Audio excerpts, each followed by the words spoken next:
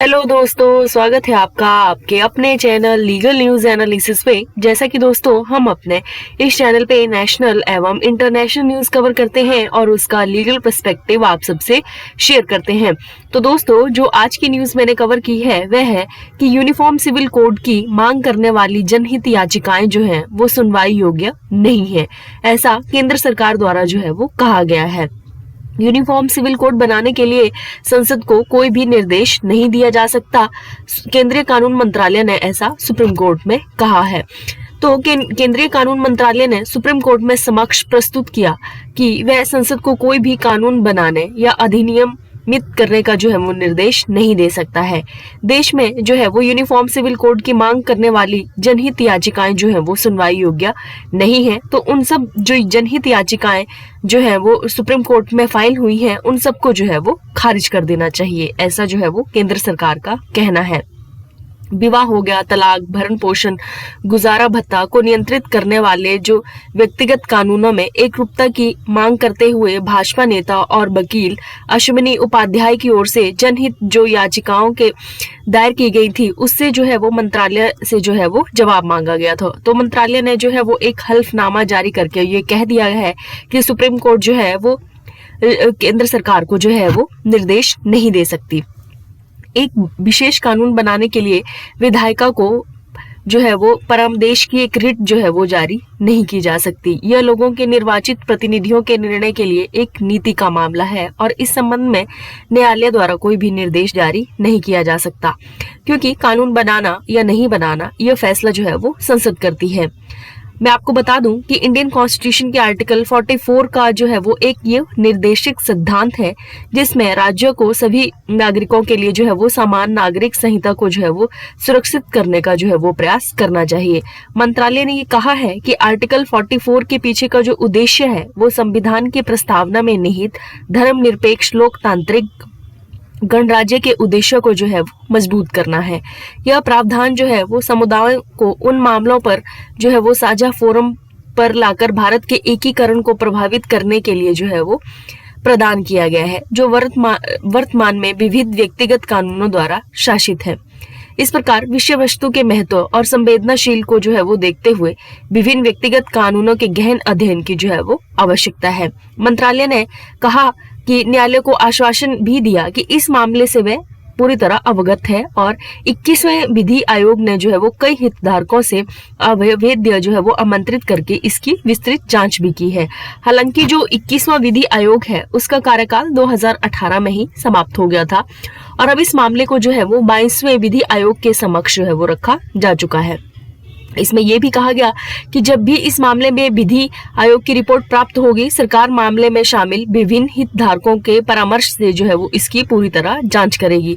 Supreme court के समक्ष जो है वो मैं आपको बता दूं कि टोटल 6 जनहित याचिकाएं जो हैं वो जारी हुई हैं, जिनमें ये कहा गया है कि यूनिफॉर्म सिविल कोड को जो है वो भारत में लागू किया जाए। इसमें जो है वो 4 जो पब्लिक इंटरेस्ट लिटिगेशन है वो अश्विनी उपाध्याय द्वारा फाइल की गई है, एक लुम्बना कुरैशी द्वारा और एक जो है वो डोरिस मार्टिन की ओर से याचिका दायर की गई है।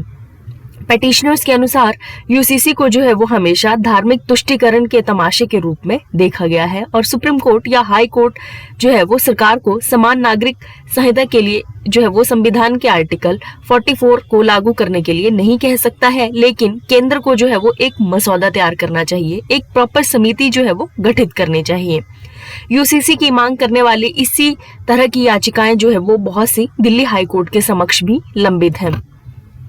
केंद्र ने इस साल की शुरुआत में उच्च न्यायालय के समक्ष जो है वो एक हल्फनामा पहले ही दायर किया था, जिसमें यह दावा किया गया था कि समान नागरिक संहिता का जो कार्यान्वयन है वो संविधान के तहत निर्देशक सिद्धांत सार्वजनिक नीति का एक मामला है और इस संबंध में जो है वो सुप्रीम कोर्ट या कोई भी न्यायालय जो है वो सरकार को कोई भी दिशा निर्देश जारी नहीं कर सकता।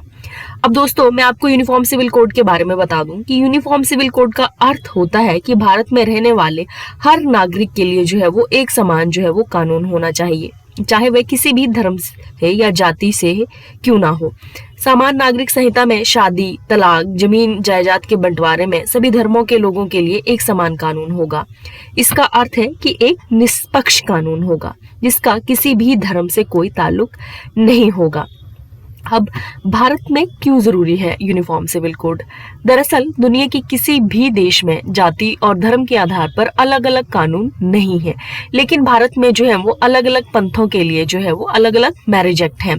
इस वजह से विवाह, जनसंख्या समेत कई तरह का जो सामाजिक ताना बाना है वो भी बिगड़ा हुआ है।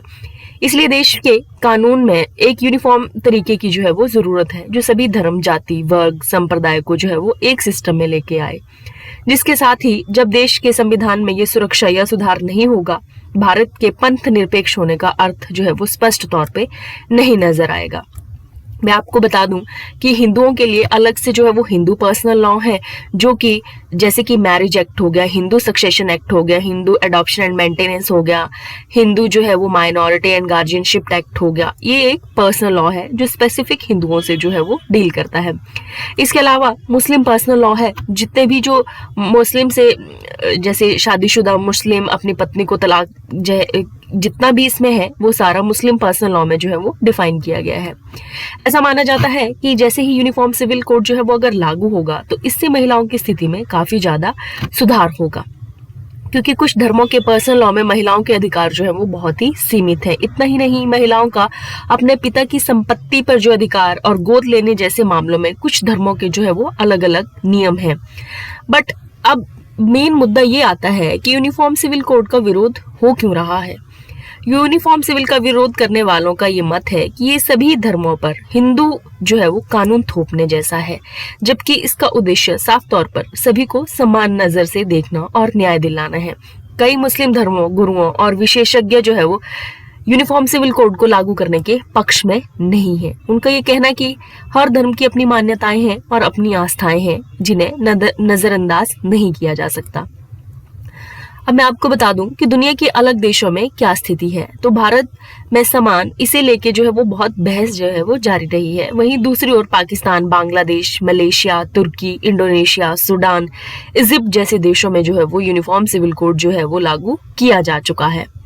और सुप्रीम कोर्ट में भी जो है वो बहुत से ऐसे मैटर, जैसे शाहबानो केस जो है वो शामिल हुआ था, जिसमें ये बोला था कि यूनिफॉर्म सिविल कोड होना चाहिए। सरला मुद्गल केस में सुप्रीम कोर्ट द्वारा ये भी कहा जा चुका है। जॉन वल्लथम केस 2003 में भी यूनिफॉर्म सिविल कोड को जो है वो लागू करने की मांग की जा चुकी है। इसके अलावा शायरा बानो का केस जो कि 2017 में हुआ था, उसमें भी जो है वो यूनिफॉर्म सिविल कोड की जो है वो मांग की गई थी। तो दोस्तों, ये थी आज की वीडियो। आई होप आपको वीडियो अच्छी लगी हो। अगर आपको वीडियो अच्छी लगी हो तो please like, share and subscribe my channel. Thank you दोस्तों।